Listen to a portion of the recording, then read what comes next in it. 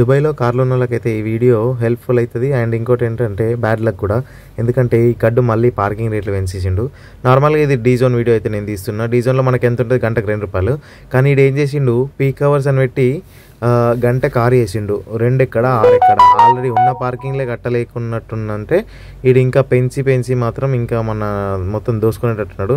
So మీరు ఇక్కడనే సంపాదిస్తుర్రుగా ఇక్కడనే కట్టేసి పెట్టుర్రా బాబు మాకే అన్నట్టుంది ఈడి కథ.